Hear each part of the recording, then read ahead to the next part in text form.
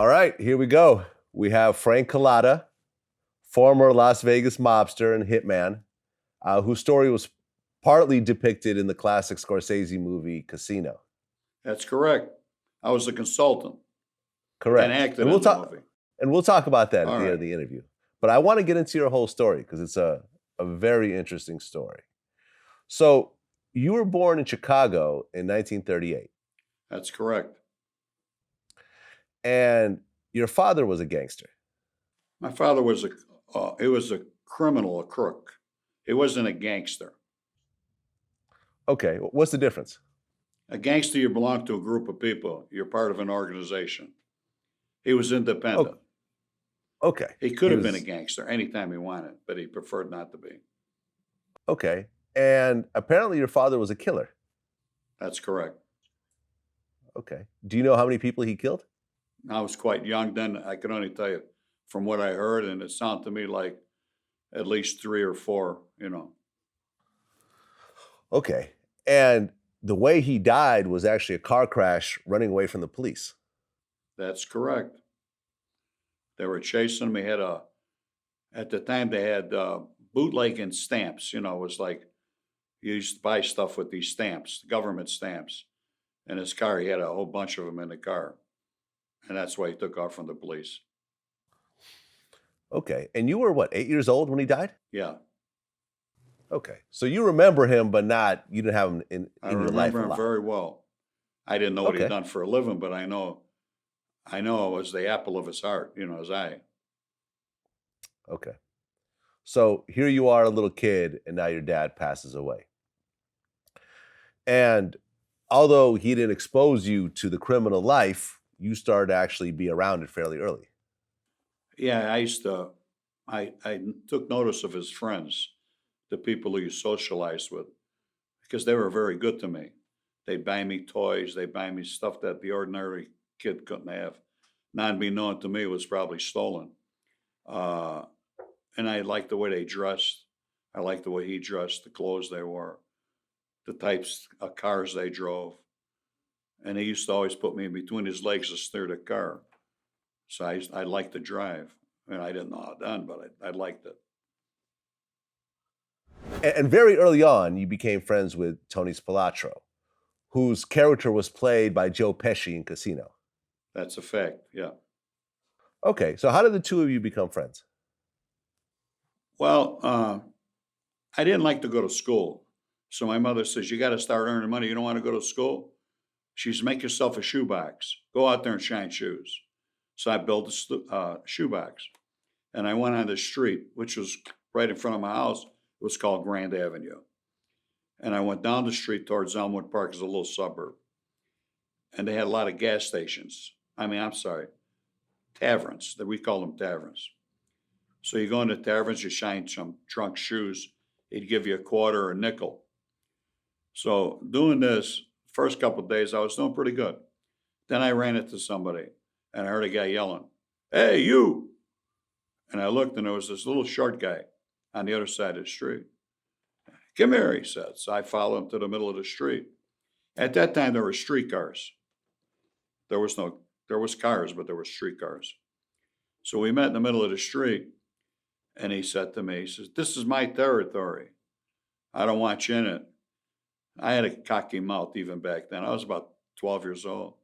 I looked up at the street sign. I said, "I don't see your name on that street sign." And he says, "If you're here tomorrow, I'm going to break your head." I said, "I'll be here tomorrow." He said, "What's your name?" So I said, "Cullotta." And he said, "All right, what's your first name?" I said, "Frank Cullotta." I didn't bother to ask him his name, but "I'll be here tomorrow." So he left and I left. The next 3-4 days I was back there. I didn't see him. Maybe a week went by.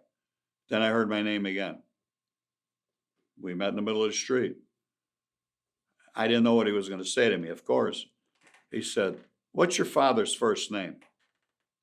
I said, "What do you want to know for?" He says, "Because my father might know your father." Thinking, how the hell would his father know my father? And I said, "Joe." He says, "My father knows your father." He says, "Your father saved my father's life." He says, "We got to become friends." we're going to be lifelong friends, more or less words to that effect. And I said, all right. So then he explained to me how his father heard it. He was discussing with his 4 or 5 other brothers about the incidents with me. I guess he was looking for them to come to help him. I don't know. And the father overheard it in the other room. And that's when the father approached him and said, find out what that boy's father's first name was, because he heard Cullotta. All right. So from that day on, we became friends. And we stole together, fought together, other people. We didn't fight with each other. I never had a fight with each other, physical fight with each other. Okay, and what were the first few crimes that you guys did together? Well, they were petty, most naturally, because you're young, young kids. We ran into it was like a big fishing store. It was on Grand Avenue. It starts in the suburbs. And they sold knives and fishing tackle and all that baloney. So we both went in the store, and Tony grabbed one of them Bowie knives, and he ran out of the store. So, of course, most naturally, I'm with him. I run out with him. So that's the first little petty thing. And then one of the employees come chasing us out. Tony banished the knife like he was going to stab the guy, and we left. Then the next robbery, we used to rob paper bags, newspaper bags. People used to drop money in there, take a paper out that was on their honor, and we take the money out of the bag. And then we started getting older and start stealing cars together. I knew how to steal the cars, so I showed him how to steal cars. And then we robbed, I believe our first robbery was a currency exchange. That's what we call them, currency exchanges. Back then, you cash payroll checks and stuff like that. They had local alarms, a bell, a ringer. So we knew where it was. We knew what it did. It would just ring out loud. It wouldn't go direct to the police station. So he got on my shoulders, and he reached up there and grabbed the box, because it was like in an enclosure where the door went in. And he pulled it down. Then we made entry, and we went in there. We didn't know what the hell we were doing. So we only grabbed the money that was in the drawers. All right? It was a little bit more looser when we did it. They didn't have that trap door where you get stuck in between the door to get in there. And we got, I don't know, maybe we got $1,000. And that was like big money. And then we just hung together, and that's basically it. I mean, we start stealing later on again, but he went his way and I went our way, and we still remain to be friends, Okay, now in New York, there's 5 mafia families. Right. But in Chicago, there's just one, That's correct. and that's called the Outfit. We had one boss. Nobody ever spoke directly to him except his underboss. And at different times, that one boss's name would change, turn it to somebody else, because he would retire. It started out, well, I don't go back to Al Capone. That's too far from me. I go back to Tony Accardo. All right? He worked for Al Capone. He became the boss. And whenever he retired, and which he did several times, let's say he retired in 1962. Paul Rica, we call him Paul the Waiter Rica. Then he took over for 10 years. He went up to 1972, somewhere around that year. Within that time, he did a little time in jail because they had, I forget what they called it, projectors. The movie industry, the projector unit. Paul Rica hooked that up, got that going. A lot of money in that. You could close Hollywood down with it back then with these cameras. Well, the Jewish guy he was working with, or got him involved with it, wind up rolling. And Rica did a little time. So when he went to jail for that little bitty time, they put another guy in there. Now, I believe at the time, I could be wrong, because like I said, I wasn't working for them, but I knew what was going on, but in other words, I wasn't putting my finger on every dot that was there. It could have either been Joey Aiuppa or Sam Giancana. I know at one point, Sam Giancana did take over the Chicago office. That would be maybe, that's when we got Kennedy in office, the president. So it probably was Giancana in the 60s, all right? And then Giancarlo got screwed up a few times, and then Joey Aiuppa took over. Like I say, it was confusing. But then all the time, Arcardo would come back, and they'd have a meeting of maybe 4 or 5 guys that were made guys, and they'd decide who they would like to be their superior. But that's the way way it ran. He had the final word. And Tony wanted to become a made man in the outfit. When we were 16 years old, I don't care. You heard the story a million times. I know it came out of my mouth, and people just grab and run with it. He said to me, he used to call me Brahma, meaning a bull, because I was always a big guy, husky, tough. At least that's what they told me. I never thought of myself being like that.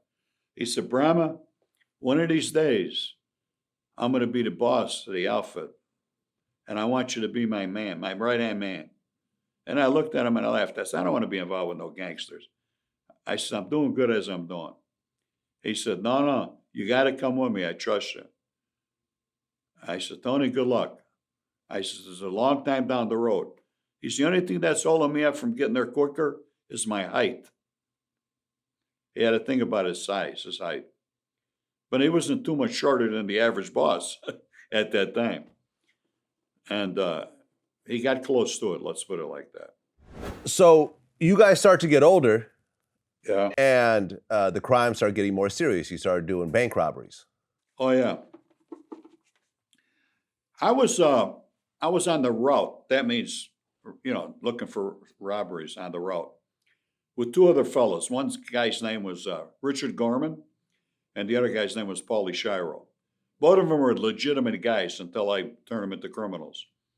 At this particular time in life, Tony was already worked his way up to the Cicero crew. And the guy he was stealing his name was James Tortorella. We call him Turk. He was highly connected to Joey Aiuppa. I knew this, but I didn't socialize with Tony at this particular time. So the 3 of us used to go out sticking up taverns. All right, we'd drop down, we'd run in a tavern, and we'd stick them up, and we'd run out. One time we had a shootout. And it was a very, very bad shootout. As a matter of fact, one of the guys got his hair parted down the center from one of the bullets when he got in the car. The people come running out of the saloon shooting at us, and they were shooting back. And as we're driving down the street, we got away, and we're driving in near Tony's house, Spilotro's house. And we had the cops were on us back there. So the 2 guys in the back, or one guy in the back, jumped out, hung out the window, shot at the cops, and I guess hit the windshield, and they hit a pole. So we got away. So Tony seen us go by his house. He was parked in front of his house. The next day, he come looking for me after we got rid of the guns in the car. He said, I know that was you. I says, yeah. He said, what did you just do? And we told him. He said, are you crazy? He said, I'm going to show you. Easy way to make money. He says, I could go with you, or you got to cut some into the bosses. He says, the bank route. It's the bank route. Say, I got to run around sticking up banks now. He said, it's not like you're hearing. He says, we get bank messengers. He says, I'll show you. So a couple of days later, him and I went to a few banks, and he showed me what the people used to do. They go in the bank. He says, get in line, get yourself, bring in some change. Have the lady at the teller put them in wrappers for you. This way you could see who's in line with you, how much they're taking out. So I done that. And I just happened to see a guy pull 10,000. And I come out, I said, I counted the wrappers. Each stack of money's got a money wrapper on it. Tells you the denomination. I said, there was 10,000 there. He said, how did he look? I says, he was wearing this, that, the color, clothes. He said, I seen him. He said, the chances are that guy's going to do the same thing next week. The following week, he didn't go back with me. I went back with the other 2 guys I mentioned. Lo and behold, there was that same guy, same time. I told him what to look for. The guy's outside. Then when the guy walked out, I said, he had different clothes on, and I give his description facial. And they said, yeah, he went this way. So we did it again. The next time he came out, they were aware of who it was, and they followed him to the car. We followed him. They followed him to the car. And then we jumped in the car and we followed him to his place, the business. People are creatures of habit. They're going to do the same thing over and over again. They're comfortable with it. So the fourth or fifth time he done it, we robbed him. Right in the back in the alley by his store, place of business where he took the money in. So we did about 4 or 5 of them. And then I said, we got to get out of here. They're going to put a trap. Eventually the cops are going to get on this shit. I said, so we need to get out, do it somewhere else. We decided to go to Wisconsin. And we did. And as luck would have it, the first guy I seen had 20,000. We got him a week later because he was going to do the same thing. We got him, maybe a week and a week, 2 weeks later. It's just a long ride to go out there and come back. That's the only scary part about it, touchy part. So then we decided to do a back in the city again, downtown. But this guy used to walk the loop downtown Chicago. And it's pretty hard with a lot of people all around you. Well, my partner, Dickie Garment, says, not a problem. We'll handle this guy. I'll handle him. You get on one side of him, I'll get on the other. The guy come out of the bank, he's walking, we're walking, boom, puts the gun on his side. We take the money. Scare him half to death. The guy don't scream, we get away. And there was, I don't know if you want to keep on going on with this shit, because I could go on forever. You want to go on with it? I mean, you can finish the story, yeah. All right, then another one was, we went to lay on a guy in Oak Park, Illinois. But every time we went there, we'd have to meet underneath a viaduct. You know what a viaduct is? The streets go over it. It's like a tunnel that goes under a street. And sometimes they flood, and they call them viaducts, all right? So every time you go, the guy would be walking this way, and, he'd look at you like sort of funny, like he was scared. He had him. At this particular time, he had 6,000. So we started to walk. We're just laying on the guy now. We had the car parked, a legitimate car, a block away in an alley. So we're walking. The guy looks. He throws the bag of money at me. He thought he was going to get robbed, and he runs. So Vicky Garman and myself, we look at each other. We grab the bag. We run back to the car. We jump in the car in the alley, about a half a block away. We didn't have no license. We had legitimate license plates on it. It was a Lincoln, big Lincoln, new legitimate car. We pull out the alley. When we got to the other end of the alley, there was 4 guys with blue shirts. They belonged to the fire department. So evidently this guy seen somebody and says somebody robbed him. We weren't there to rob him, but it's too late now. We went around that car. They chased us. We got away. But the cops got the plate through these people, partial plate. And then it started. Then my life. I got to be known. And that was one of my first arrests. And it was by a cop by the name of Frank Pape, known to kill burglars, armed robbers. It was a detective. He ran the robbery unit at 5th and State downtown. He was a feared policeman. And I got arrested on the street one night. I had a Cadillac convertible. The only one that used to drive around in these cars. They used to get mad at me, the outfit. And I got pulled over by a guy by the name of Mike Gargano and this cop named Durso. Durso was a cop. He worked for Pape and the robbery crew. Gargano was his friend, a buddy. They hung together. I didn't know at the time these 2 cops were muscling drug dealers. All right? And they were ripping their money off.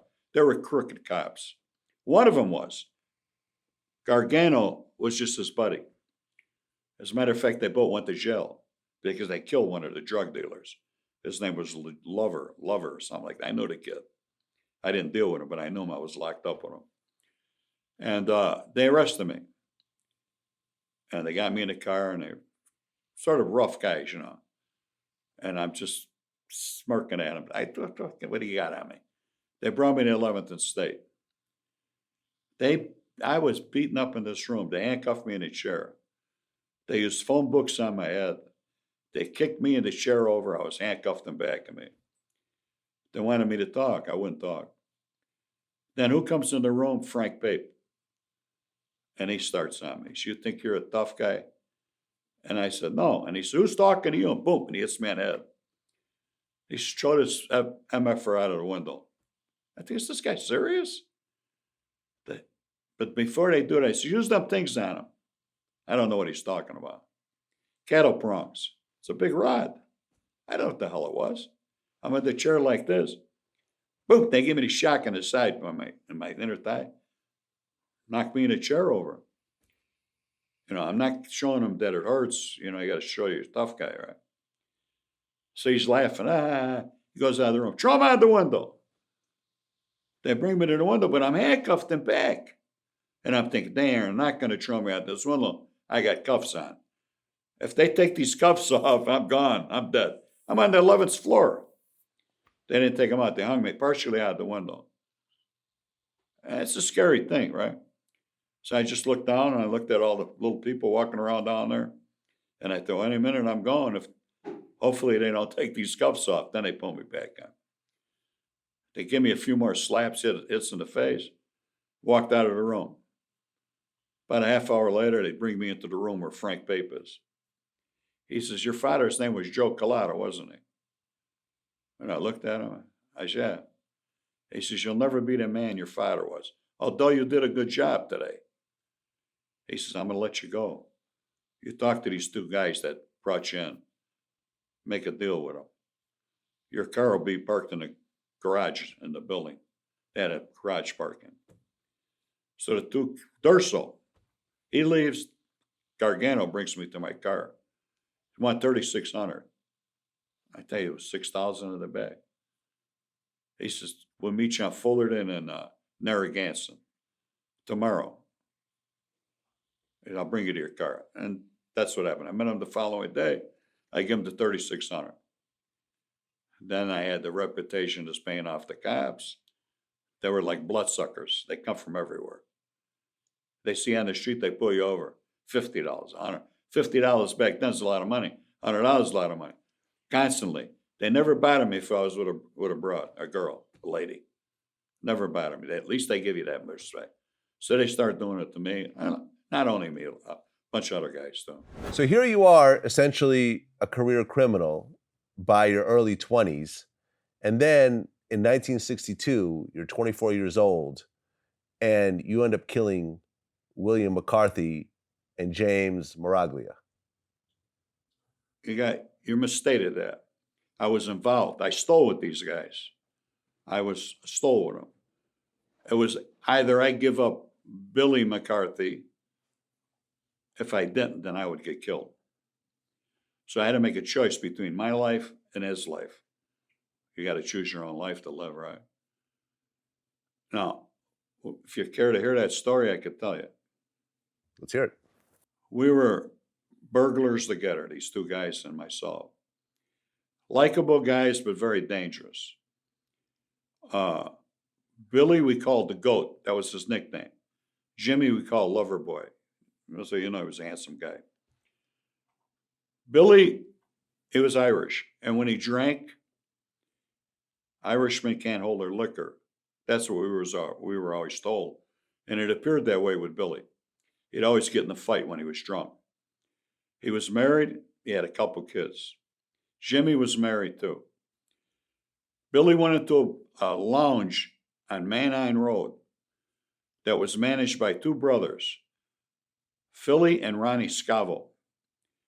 The place was owned by a guy named by the name of Frank Pondaleo, owned a construction company.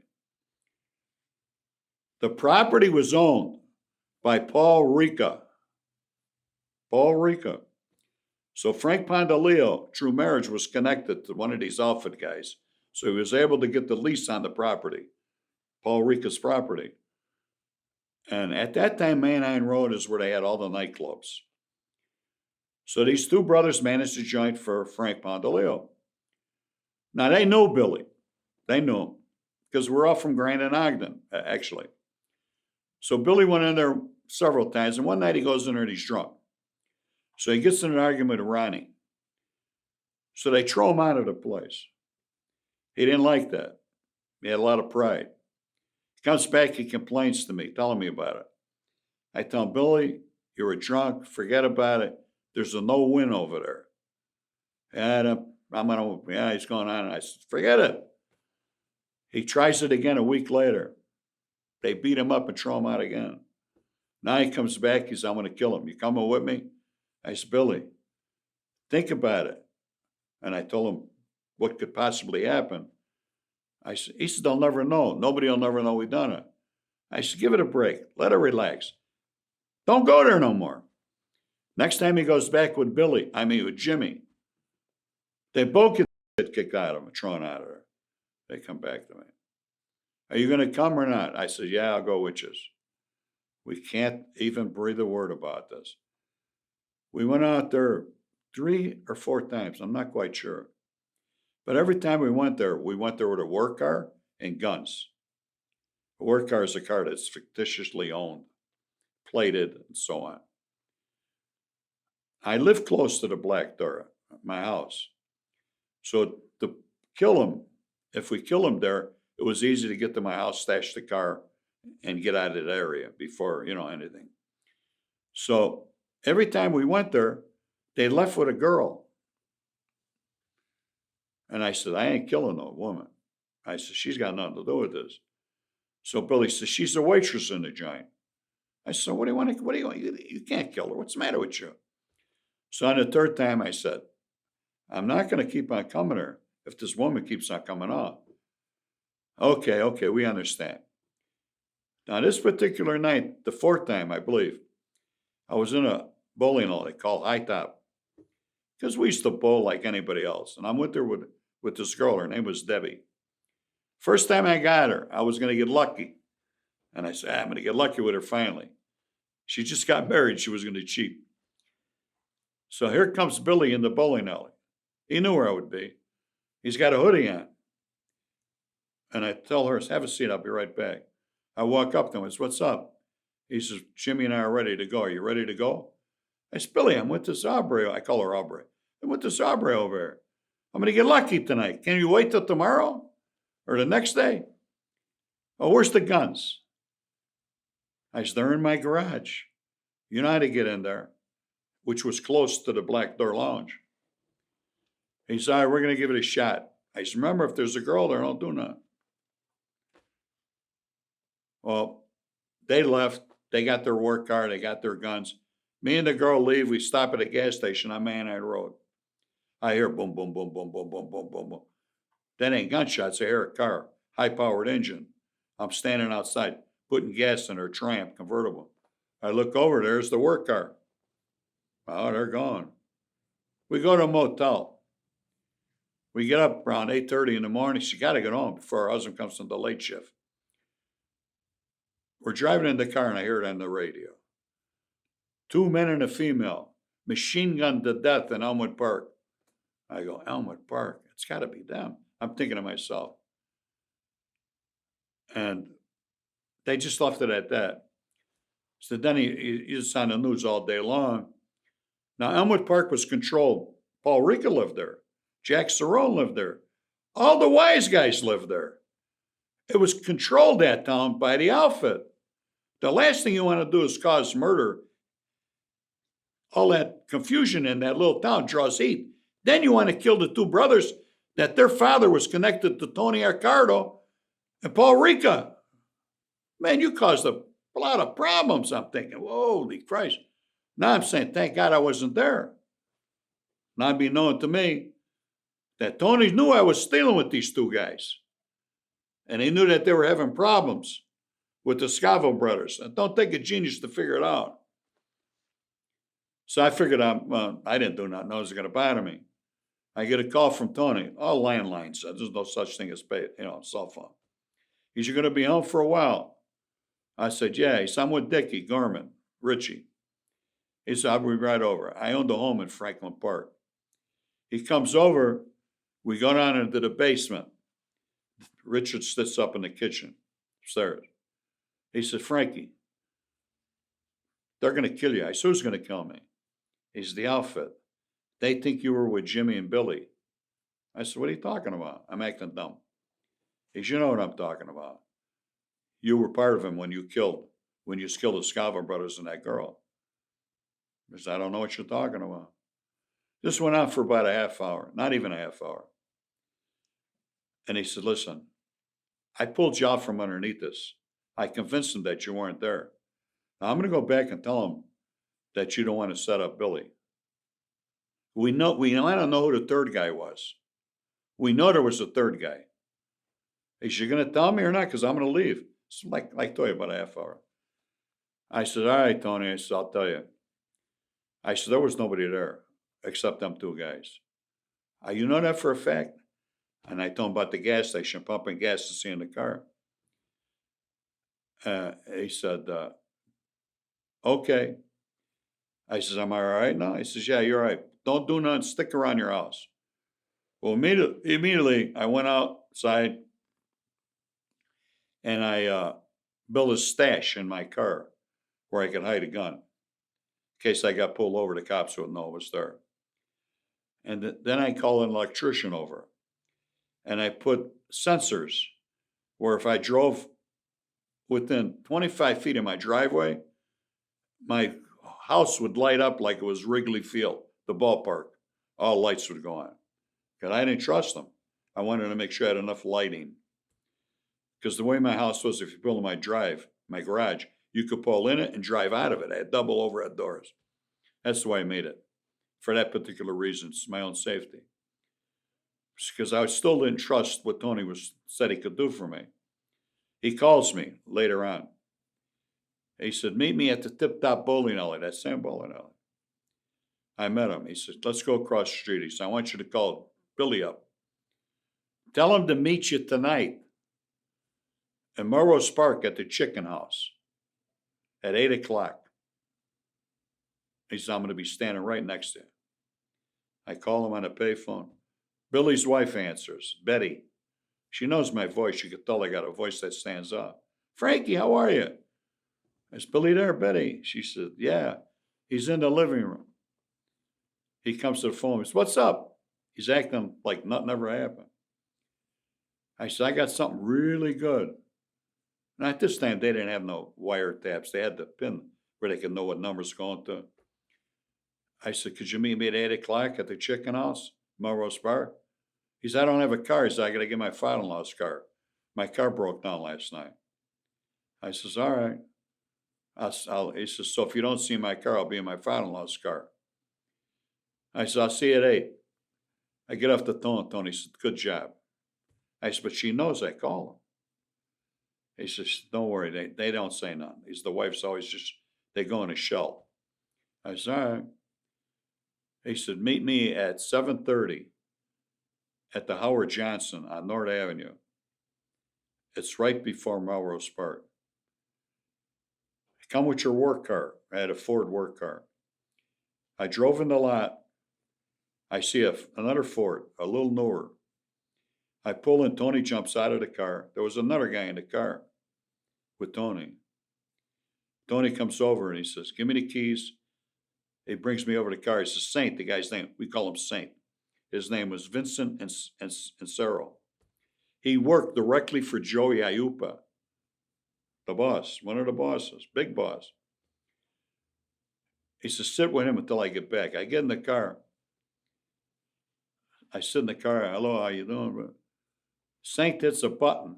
The dashboard, they had the speakers in the dash. It pops up. He reaches in and grabs a 38 stub. I immediately reach him back to me because I had a pistol on me. I wasn't going on that meeting with that gun. And I pulled the gun out and I put it on my side. He said, what are you doing? I said, same fucking thing you're doing. I said, I'm protecting myself. He said, I just got this in case the cops roll up on us. He says, if they get Stoney. I said, well, then you got 2 guns now. I said, I'm sitting there like that. Sat there about, half hour. Seemed like forever. Then my car pulls up. Tony gets out of the car. He says to me, it went easy. He says, I'll talk to you tomorrow. I'll tell you what happened. He gets in the car with Saint. I get in my car. We go our different ways. 2 days later, 3 days later, Tony, I meet him. And he tells me, we're going to talk about this one time, and we'll never talk about it again.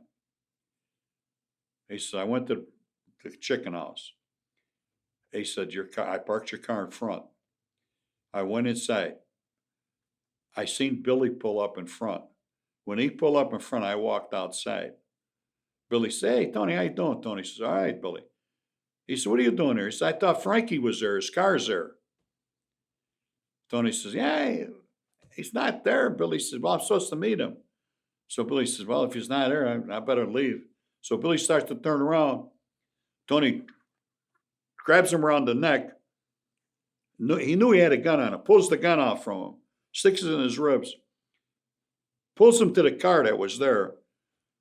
And in the car was Joe Ferriola, James Tortorella, and Chucky Nicoletti.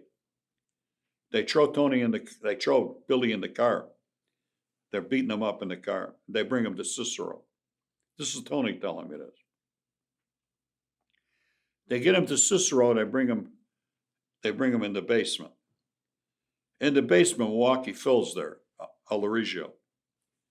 They bring him in the basement, and they proceed to beat him, torture him. They use ice picks on him. They did everything imaginable to make him talk. They wanted him to talk, to tell him who the third guy was. He refused to tell him because there was none. So finally, what's his name? Stick his head in a vice. Let's see if he talks now. Tony said, I jammed his head in the vice. Not like in the movie Casino, downward. We spun the vice. The vice only goes so far. So we had to jam his head in there. Squeeze the vice. He said, I never expected this to happen. His eyeballs popped out. He said, they hang on a cord. I never paid attention to that shit. And I went back, he said. Now, Frank, he said, we did ice picks in his testicles. We tortured this guy. He said, finally, the guy said, I'm telling you, there was nobody with me but Billy. Please kill me. He said, that's when I proceeded to cut his throat. He said, now we had to get Jimmy, without Jimmy knowing Billy disappeared or Billy was dead. So that means we had to keep him on ice until we got Jimmy. He said, that was one tough Irishman, Frankie. He said, now we'll never talk about this again. And if you run into Jimmy, I'm keeping saying Jimmy, if you run into Jimmy within this period of time before we get him, do not talk about Billy. If he asks you, say, I haven't seen him. Would you believe the following night I ran into Jimmy at the Colonial House Russian on Harlem and Grand? I walk in there, and Jimmy's cheating. He's with a broad. He just got married, this guy. So, hey, Frank, what's going on? I remember we were crooks together. And he said, hey, I've been looking for Billy for a few days. His wife said the last person he talked to was you. No. I said, oh, Jesus. I said, yeah. I said, we talked for a few minutes. He never showed up the night I was supposed to meet him. And he said, I wanted to tell him so bad, but I knew if I did, and they found out, then I'm number 3 that's going to die. So I said, he never showed up. I just left. I said, I figured maybe he couldn't get the car. He said he was coming with his father-in-law's car or something. And Jimmy said, you know how an Irishman get. He's probably drunk somewhere or with a cheating on with a broad. They get Jimmy. Now Jimmy's antennas went up. So he goes and meets a boss. A guy made guy. He was a boss of his own crew. The guy had a lounge in Niles, Illinois. And he goes in there and he tells the guys, listen, I know I got a problem. You got to help me out. And the guy said, all right. He said, let me get a hold of the bosses and I'll contact you in a couple of days. So that night, Jimmy decides to go drinking. This is all documented, anything I'm telling you. To a lounge in Chicago. And he goes in there, not be known to him that there's 3 guys in a work car parked outside, down the street, because they were looking for him to show up somewhere. They were armed. They had stashes in the car with guns, rifles, everything you think of. They knew Jimmy was in there. This is a different lounge. But the cops seen 3 men hiding in the car. So they arrested these guys in the car. It was Milwaukee Phil Alderegio. It was Chucky Nicoletti, and it was another guy. I can't think of his name. Anyway, it's all documented. They arrested the 3 guys, find all the guns. But they don't know why they were at this tavern. They beat the case, mind you, with all these guns in there. That's like nice and legitimate our police department was then. Then they get the call from Niles. The guy says, I'm going to have him meet me here tomorrow night. So they went there. And the following night, and they got Jimmy. And they took him in the back room of the tavern, and Jimmy started fighting him. And within this fight, they broke his voice box by punching him in the vocal cords. And then they figured they knocked him out, and they went out and they decided how they were going to do it. So Saint shows up. And this is stuff that's told to me now. And he's got the car that's going to transport Jimmy's body in it. So he shows up. They get Jimmy and they put him in the trunk. Tony's there. Saint's there. I don't know. He mentioned the other guys' names. I forgot. They put Jimmy in the trunk. They tied him. Now they got a follow-up car. Saint's driving the car with Jimmy in the trunk.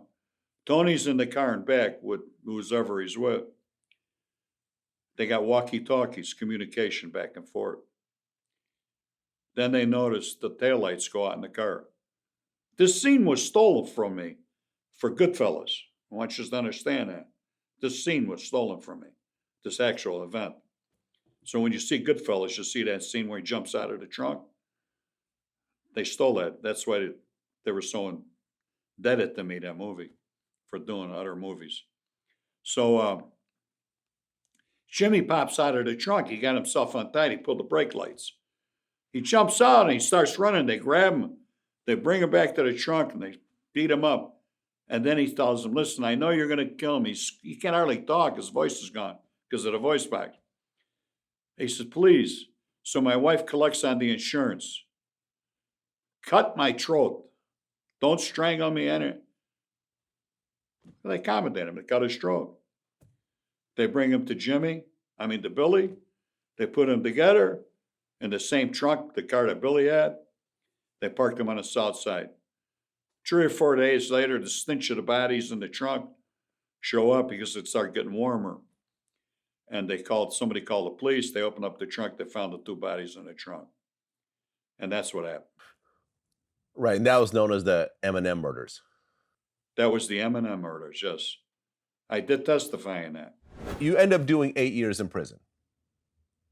Yeah, I didn't do 8 years. I was sentenced to 8 years. I know the case you're talking about. You got me a little confused. It was a burglary case. I was sentenced to 8 years. I went on an appeal bond. I was locked up for a few days. So I went on an appeal bond. I got an appeal bond after 3 days in jail. And I was sentenced to 8 years. And about 3 years later, I got a reversal on the case through the United States Supreme Court. It was paid for. In other words, I had 2 lawyers. One's name was Beaver and the other's name was Brock. Beaver and Brock, that's what their firm was called. I gave them $16,000 cash. It was a guarantee. If I lost, they give me the money back. So a few years later, I got a reversal on that case. So I believe that's the case you're talking about. So I didn't go to jail on that one. Okay. Well, at one point, you got released from prison in 1974. That's right. And oh, I know it. That's where I'm confused. That's where I'm confused. That was an armed robbery. Oh, sorry. And what was it? Boone County. That's where I'm confused. I had lots, and them years in the 60s, I had many things happening, many, many crimes, where we're beating these cases left and right. And the one case we beat, the government looked at me, a federal agent, and he said, I told him, I got you. He says, we'll get you. I get framed for an armed robbery. Me and my 2 associates, Mike Swidek and Vincent Muscatello. That's in 1968. It was in Belvedere County. We went to court. At the time of this robbery, it was a supermarket. I think $60,000 was taken out of there. I was getting a ticket in Oak Park, Illinois, 90 miles away. Legitimate ticket. So that was my alibi. My other two partners didn't have any. But I knew this little broad, her name was Sandy. And she come up to me, she says, she was a crook. And she was dating a guy by the name of Duke. I knew the guy, but I didn't know his last name. He was in jail. She says, you know, Frankie, she says, my boyfriend committed that armed robbery. I looked at her, I said, are you serious? She says, no, he did. Him and his two partners.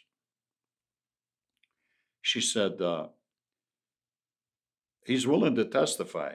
I said, did he legitimately do it? She said, yeah, he really did. So we tried to use him. They wouldn't accept him. They said it was all set up. That's what they claimed. So, but I used the cop as my witness. They didn't believe the cop. That's where I got sentenced to 15 years. That's the one I got sentenced to 15 years. The one before that was for 8 years. That's the one I beat on the appeal. That's going back, all right? A lot of cases going, a lot of money thrown around. And I went to jail on that one. But while I was in jail on that one, several cases that I had pending, a Brinks truck robbery, somebody rolled on me, a hijack load of, I think there were TVs, semi-load. So I had like 3 or 4 cases going. So when I went to trial, I had a lawyer. He was a black attorney. His name was R. Eugene Pincham. And he told me, Frankie, a black man and an Italian don't stand a chance in the federal system. He says, we're better off copping you out. I said, I can't cop out. That's an admission of guilt. Can't do it. He said, I'm going to do my best. He said, but you're not going to win. I'm going to try my best. And I know this guy was the best. He did. I lost. We all lost. Everybody that was involved with me. I received a total of 36 years. But the highest sentence I had was 15. So the federal judge run everything concurrently. So my biggest sentence was the 15th. So that means I had to go to Stateville Penitentiary.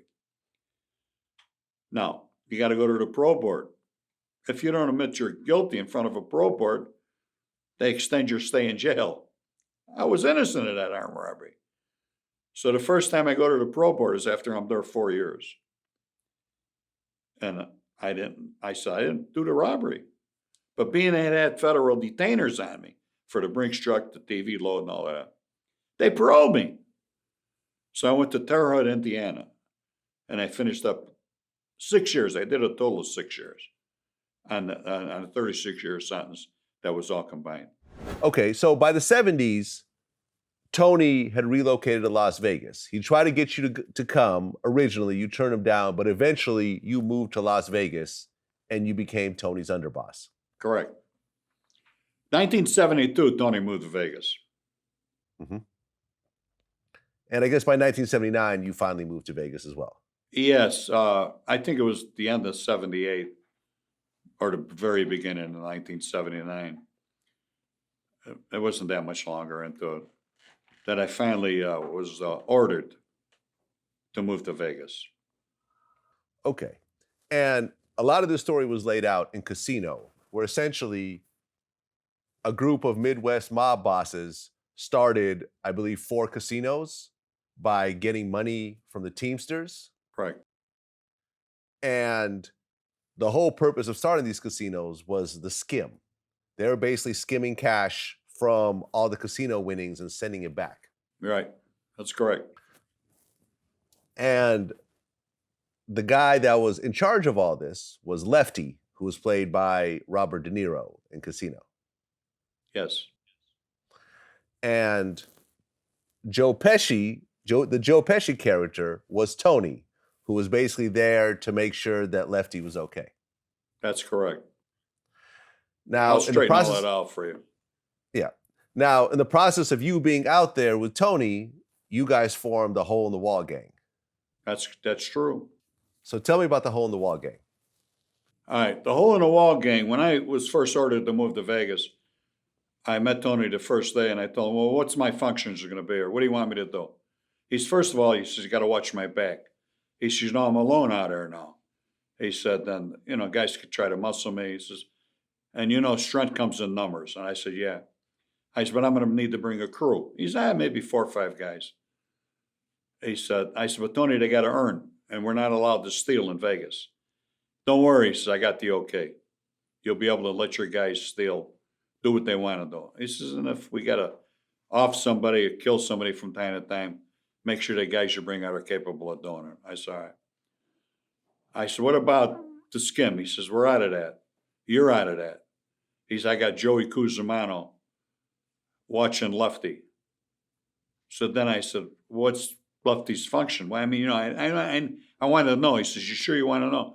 I said, well, from what I understand, Lefty is all about gambling, like sports and all of that shit. He said, Lefty don't know how it's getting out of there. He says, he's just the figurehead in there. He says, that's covered, how the money's getting out of there.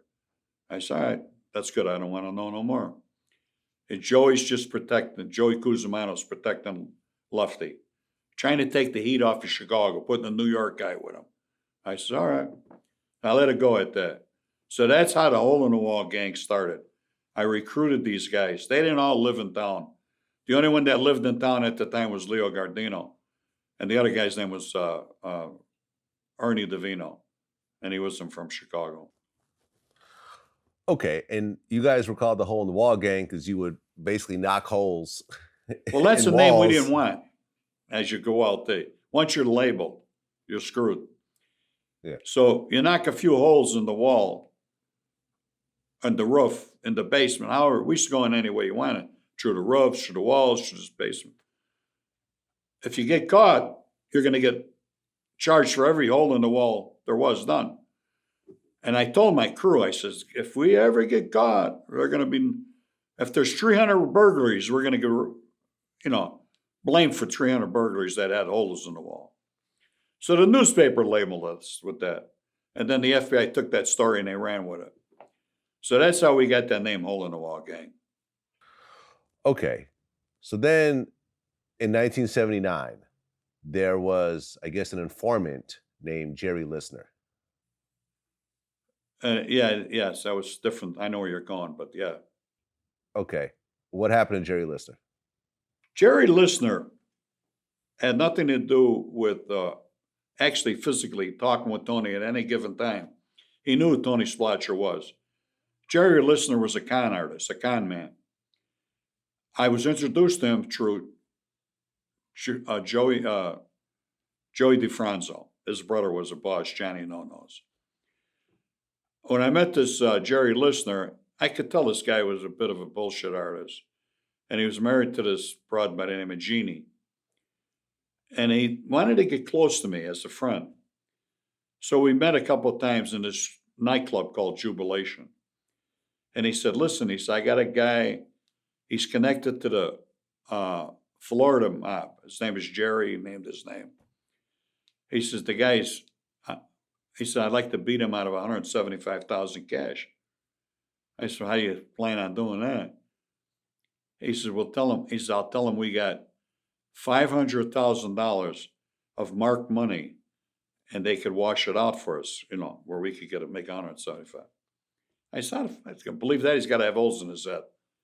He said, but I need you and I need Tony. Because when they find out, they're going to come after me. He said, but if they know you're attached to me, they won't come after me. So I said, I doubt if Tony will get involved with this stuff. But I did approach Tony and I told him, Tony started laughing like I did. He said, well, give it a shot. So I went back and I said, all right, we'll do it. So Jerry, listen, I don't want to go into all the details, it's too long. He set it up with his brother-in-law, who was a Washington, D.C. cop, because that's where the transaction was going to take place, in Washington, D.C. After that, it didn't go down. It didn't work out. We flew back. I hated this guy, Lisner. I couldn't stand his guts to start from day one. So I tell him, you owe me money. I lose money by being with you. I want $5,000. And he said, I get it for you.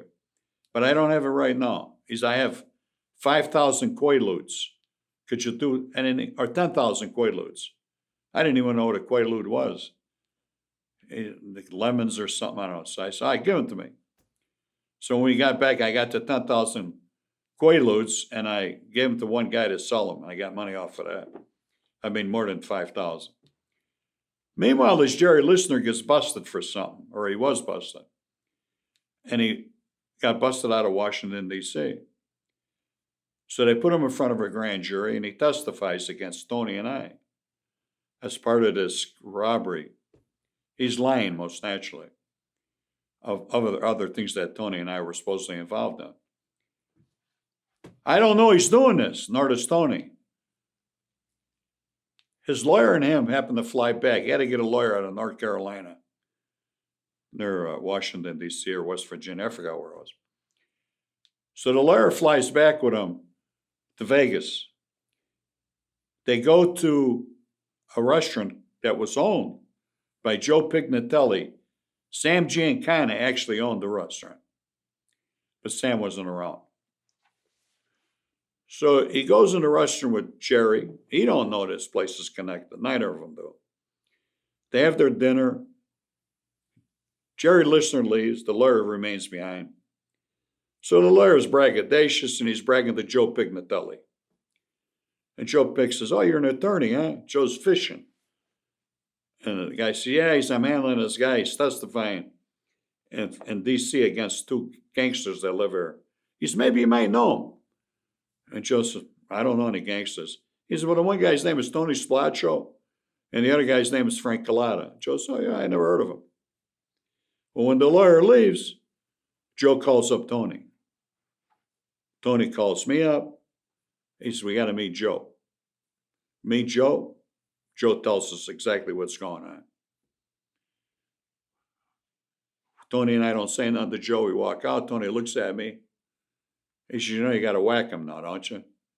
I said, yeah, but he's scared of me. I just beat him out of $10,000 in Quaaludes. He says, don't worry, I'll soften him up. I'll make it possible. I said, all right, it's going to be difficult, but I'll whack him. I said, but they're going to call me to the grand jury. You mark my words. I said, they probably won't call you because you're the target. Usually the target they don't call. 3 days later, I heard knocking on my door. I lived in a condo, high rise. I go to the peephole. Of course, there's a thumb over the pillow. I know they're feds. I said, who is it? FBI. I open up the door. He slams this thing on my chest. And he walks away. I had a subpoena to go to a federal grand jury in Washington, D.C. That means I had to get an attorney and out that way. So I did. I think it was North Carolina or Virginia. And I got an attorney. And I went in front of them first, the FBI and their strike force. And I sat in the room and I lied like a dog. Then they put me in front of a grand jury. And I proceeded to lie. Evidently, I thought they must have believed me because they let me leave. And I walked out of there, they were all smiling, happy. And I said, they're either happy because they think they got me or they're happy that I'm out of there. Who knows? I get back and I tell Tony I lied. I like crazy because he asked me, what did I say? I said, they're going to put two and two together, I said. He said, well, you got to kill him real quick. So he sets it up where he makes it like we could be friends. He said, who are you going to bring with you? I said, I'll bring Larry Newman. He said, no, don't bring him. He says, this guy will kill the birds, the dogs, the cats. He'll kill everything in the house. He said, bring somebody else. I said, I'll bring Wayne. Wayne Matecki, I said. By the way, Wayne Matecki beat the case.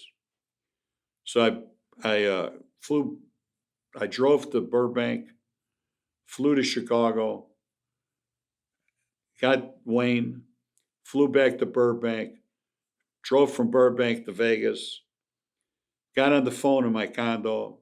First mistake I made. but the FBI never caught it. I went on my phone and I called Jerry Lisner. I just got back into town. I figured, let's get it out of the way. I told him I had a mark. Was he ready to deal with him? He said, yeah.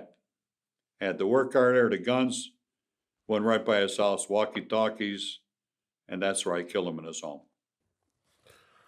Okay. And I guess in your book you said, I loaded the gun, put pillows from a couch over Lisner's head to muffle the gunshots, and emptied it into his head. I had to take 10 rounds, but Lisner was fine. A little more than that. We dragged him outside to the pool and dumped him in. The body floated for a few seconds and sank to the bottom. Yes, that happened. You want me to say that? I mean, that's what had happened. Well, yeah. No, I mean, when I went in the house, I shot him immediately in the back of the head. He proceeded to run. I know I emptied the gun out in his head before he went 2 feet. Now, the gun had half loads. It was a 25 or a 22. I believe it was a 25 revolver. Chased him into the kitchen area where there was a slight little bit of a dining room. And as he was going down, he hit the garage door button that was on the wall. I heard the door going up and I hit it. He fell in between my legs. I had no more bullets. I know that door opened up, the overhead door. I couldn't see it, but I know it opened up. How many feet, I didn't know. I got to finish this guy off. There's a water cooler here. I grabbed the cord. I proceeded to strangle him. The cord broke. I reached over to grab a knife. I got to cut his throat. As I grabbed the knife, the inner house door opens. Who's standing there with Wayne? I look at him. I'm ready to stab him. I don't know swim. He comes in. He shuts the garage door, completes it going down. I said, what made you come in? He said, I counted the shots. He said, I waited 10 minutes. I didn't hear any calls. I knew you needed help. He brought the bullets. We had extra bullets that we were going to throw away after the murder. So we had all that stuff we were going to dump. So I told Wayne, grab a pillow from the sofa there. Give me another one for myself. Put it in the back of his head. I put the other one. Jerry was still alive. I stuck it in the pillow, the pistol. He stuck it, and I emptied it out. And he yelled as he was going, my wife knows you're here. And he went down to the ground. Now, I think I shot him 12 times, 11 times. I didn't stand there and count. I just know that I took the shells out, put them in my pocket both times. So I told Wayne, come on, we're going to throw him in the pool. Why? DNA. I said, I got blood everywhere. So we dragged him, pulled the stick out that was on the door, the sliding door. Went to the pool, sat him in the pool. He was in between us. Pushed him in. He went down like he was diving. And I told Wayne, let's go in with him. Why? I said, get that shit off us. We went in with him, and as he went down, the blood came up, and he floated to the bottom. Then we walked out, and Wayne says, let me search the house. Maybe this guy had some hearing devices or cameras, whatever. I said, all right, so I went to the car, and I sat in the car. He was in the house about 15, 20 minutes. I was getting nervous. Then he comes out over the wall. The same wall where it was around the pool. He said, I didn't find anything. And we leave. And we throw everything. The property, we dumped everything on the runway of McCarran Airport. It used to come up to Eastern. And Jerry lived out that way. So we dumped it out there. The desert covers everything. Okay. So you start to become on top of the FBI's most wanted list in Vegas. And at one point, they actually get someone with a wiretap in your crew. You guys go and rob Bertha's Gifts and Home Furnishings in Las Vegas. And as you start to rob the place, the FBI and authorities swoop in and everybody gets busted. That's what happened. The guy they planted on us, his name was Sal Romano. I didn't fill this guy in on this robbery. Ernie DeVino did. I would have never filled this guy in on this robbery. I had a gut feeling about this guy. I didn't trust him. Well, anyway, to make a long story short, this guy was working for the feds. When he approached the feds about the score that he was invited on through Ernie DeVino, They were like elated. Now they could finally get the hole in the wall gang. I told Tony I don't want to steal with this guy. Tony wouldn't hear of it. Tony wanted me to fill in Joe Blasco. I didn't want to steal with an ex-cop. Tony says, you got to take him with you. Wind up is we took this guy with us and Joe Blasco. The guy already told the FBI what was happening. When we went to do the score, they were there waiting. They had to wait till the hole was dug, made in the roof. Otherwise, it was an attempted burglary. They wanted a burglary. That's when they busted everybody. Okay. So then by 1982, you were locked up again. And by this time, the FBI approached you about cooperating. And in the process of speaking to you, they actually played you a wiretap of Tony Spilotro basically saying that he needs to kill you. That's correct. And I guess the language said we have to clean out our Dirty laundry. Clean out our dirty laundry. Exactly. And at that point, you decided to actually cooperate. Yes, I did. It was very difficult to do that because I was raised another way. It was like selling my soul to the devil, and I didn't want to do that. And I just couldn't believe that my best friend was trying to save his life and sacrifice mine, let me get killed. So I told the FBI agent at the time, I says, I got to think about this. I can't make this decision right now.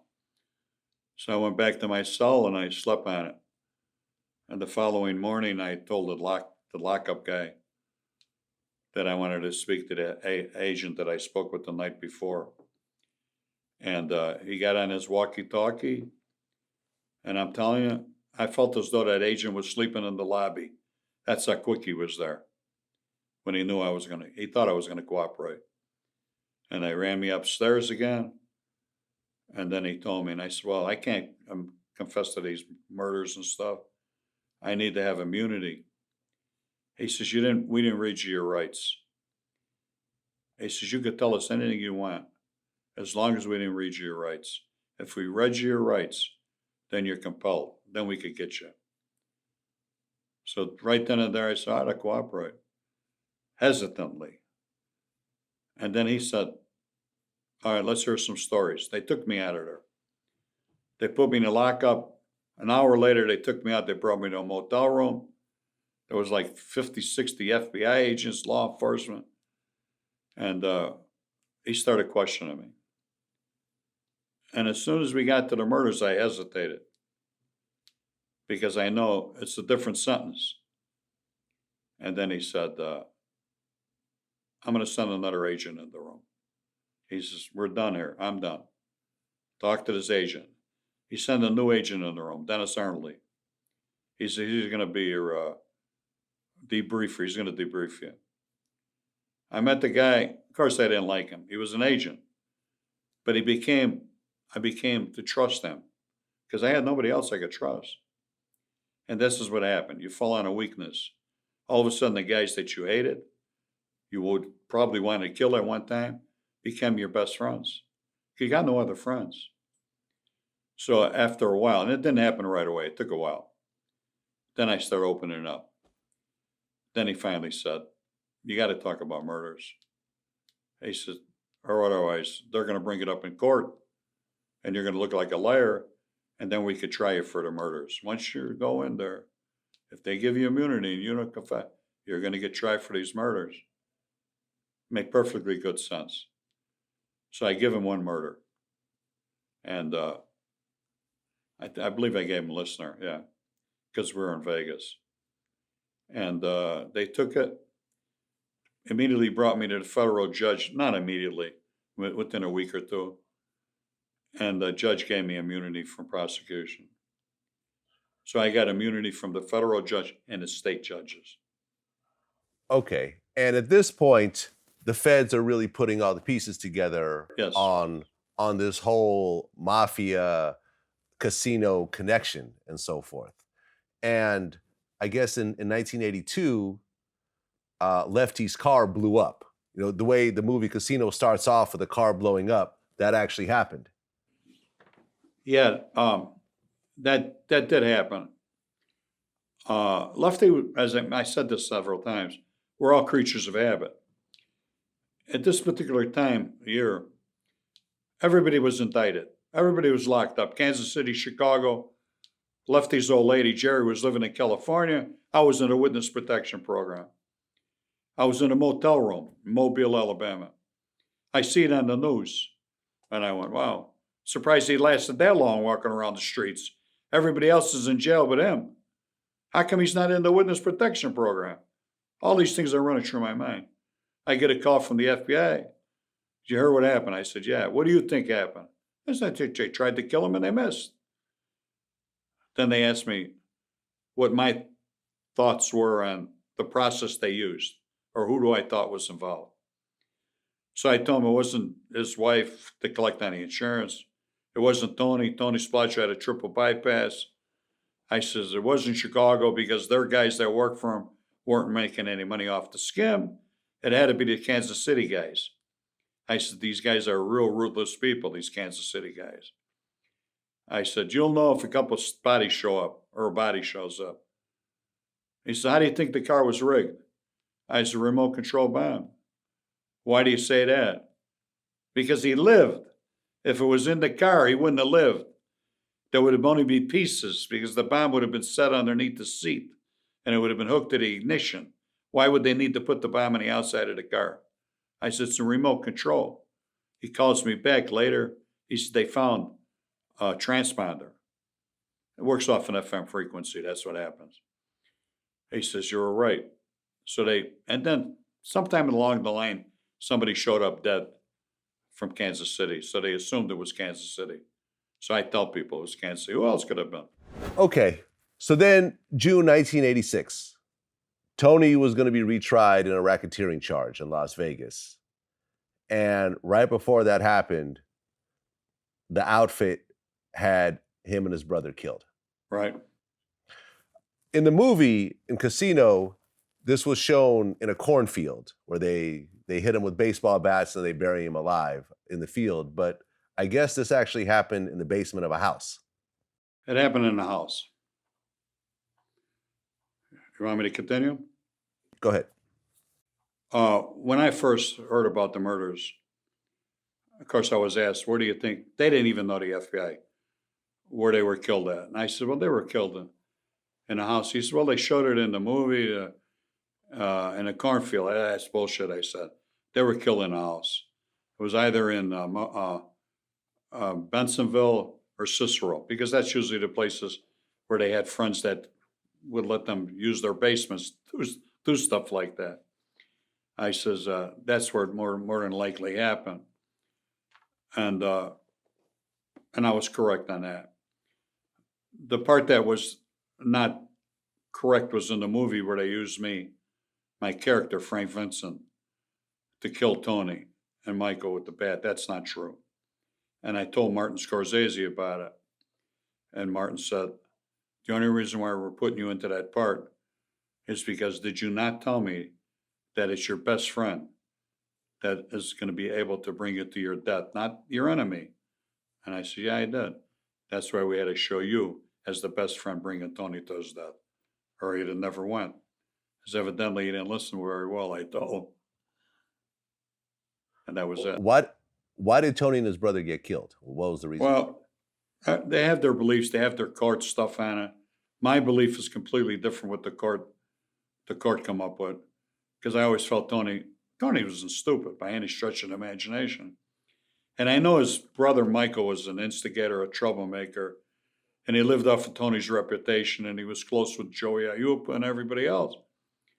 Now, in the courts and everybody else said, well, they were going to make Michael a made man. That's bullshit. Tony would have never allowed that anyway. I said, that's not true. So when the strike force talked to me, they wanted me to be a witness in that trial. They brought up this stuff, and I said, that's not true. But I backed up a little bit. They don't want somebody disputing what their case is made out of. I said, I don't believe that. They says, do you know where I says, somewhere in Bensenville or Cicero. And they told me who was testifying. Calabrese, Nicky. I says, then he should have named everybody there on the hit. And they said, oh, he only spotted Johnny DeFranco, and he named a couple other names. But he's telling you there's 7 guys there, and he didn't know the 7 guys were? I said, I don't know. If a hitman that don't know who's going to kill people with, they know who they're with. And they backed up again on me. So whether they were creating stories or not, I don't know.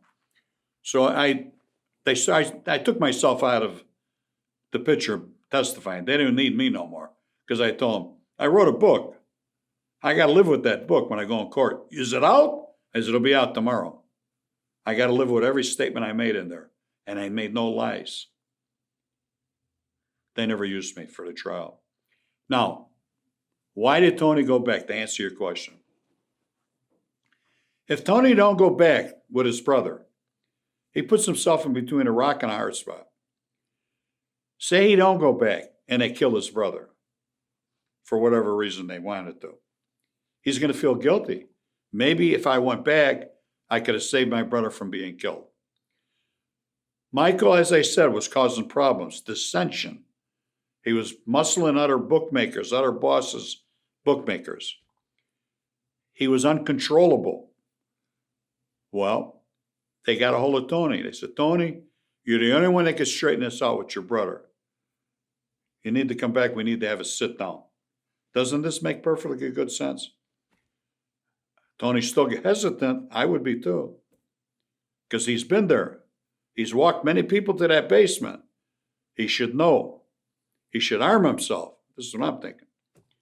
He goes back with the intentions and hoping that maybe the power that he has with him and behind him will prevent this from happening to his brother. It's not the way it happened. Once you hit them steps, baby, it's all over. You're gone. Well, by the time that Tony got killed in 1986, the FBI suspected him in 25 murders. Yeah, I think they over-exaggerated. Okay. I guess they also accused him of, they thought that he killed the Chicago outfit boss, Sam Giancana. No, that's not true. That's not true? Okay. Butch Blasey. Butch Blasey or Blasey, he's the one who killed him. Okay.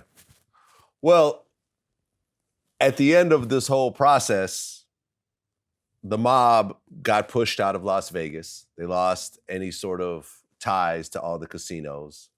The corporations all came in. Argent. That was the name of the corporation, Argent. Yep. But essentially the casinos all got cleaned up. It became family friendly. Yeah. And the mafia got pushed out. Is there still mob influence in the Vegas casinos these days? I doubt it very seriously. Reason being, if there was, I doubt if I'd still be here. So I definitely know there's no Chicago mob here. There might be guys from New York.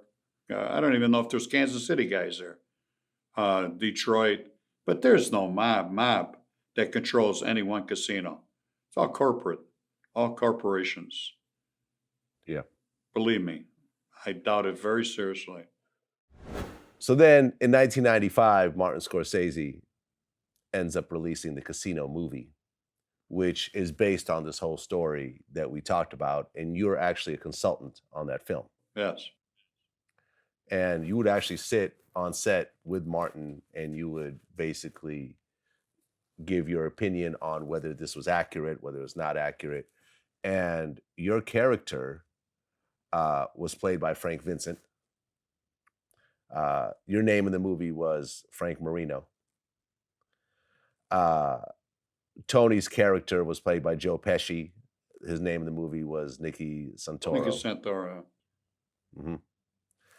And, you know, to me, I feel that Casino is Scorsese's best movie, period.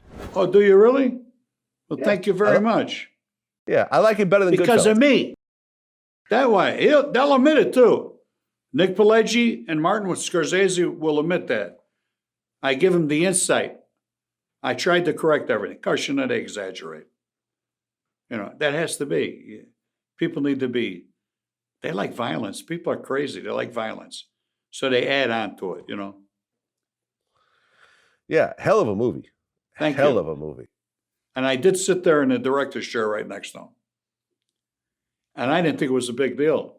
As a matter of fact, I said, why isn't my name on the back of the chair like his is? And they start laughing. Then you become a target. I said, you can put my name. They never did put my name on there. Well, you were related to the mob for a long time. You did a lot of crimes. You admitted to murders. You told on other people who did a lot of murders. You ultimately went into witness protection. And when you look back at all this, because you come from a family of criminals, being a rat is one of the worst things that you could be. And in the mob, you get killed for being a rat. But you cooperated, and would you consider yourself a rat? Not really. I'll explain. Let me explain that to you. A rat is an informant. I made a mistake one time calling myself a rat. A rat is an informant. He works with the FBI or local law enforcement for money. He likes it. He's like, he was a wannabe cop. I was a federal witness. I testified on the only things that I actually participated in. That's the difference between being an informant and a witness. So I always try to correct people. Some of them don't quite understand it. This is the way I look at it. You can look at it any way you want. So all I ever did was testify on all the crimes I did with Tony or whoever. Has there ever been an attempt on your life because of what you did? At first, I thought there was an attempt on my life. Some guy got shot in an apartment next door to my apartment. This was just before, what was it? Let's see. It was just before I rolled, just before I became a witness. And then I put that out of my mind. It was just such a coincidence. The guy was shot in this doorway in an apartment that I was renting right next door to his. One time I was on a plane going to a secret location after I got done testifying. The marshals drop you on the plane and they park, and they're supposed to wait till the plane's in the air. Well, there was difficulty with the plane and the marshals left. So I'm stranded on this plane at O'Hare Field. And as I'm sitting there, I see two guys I knew very well. Jimmy D'Antonio, we call him Jimmy Lakes, Ganil, with Paulie Shiro, a guy I stole it, I made a crook out of, got on the plane, and I looked up. Paulie Shiro met my glance. And I'm out of character being on this plane with him. So he's thinking, and him and Jimmy Ganil sit down on the seat. I get up, I reach up in the overhead bag, I take the hanging bag, and I go out of the plane. And I'm looking for a phone. And I get behind one of them round pillars, and I see them both walk off the plane, and they're looking for me. And I heard Paulie say to them, it was him, but he's gone. We can't do nothing there anyway. He's gone. They're escorted back into the plane by the stewardess. I go to the phone. I call it the Witness Protection Program number they got. Sorry, this number has been disconnected. I said, holy Christ.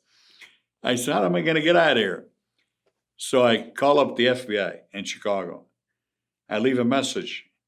I said, I'm at this phone number here. They call me back within 5 minutes, and this was late. They got a hold of his agent. His name was David Kelly. He said, what happened? And I told him. He said, jump in a cab, go to Midway Airport, get a motel there, and call us when you're there. We'll meet you there. So that's what I did. I jumped in a cab, cost me $50 for the cab. I go to Midway Field, and I meet him there. And I mean, they were pissed. So was the strike force. I don't know what happened to the two agents, but that's not supposed to happen. You know, so that was it. That was the only close time. Well, Frank, I appreciate you coming in and sharing your story. It's a hell of a story Huh. that, when I used to watch Casino, and I've watched it probably a half dozen times, I know in the beginning it says based on a true story, but it was definitely incredible to hear the real story behind Casino. Well, I want to talk about tours that I do and tours that I'm involved with. One is called Vegas Specialty Tours. It's a mob tour.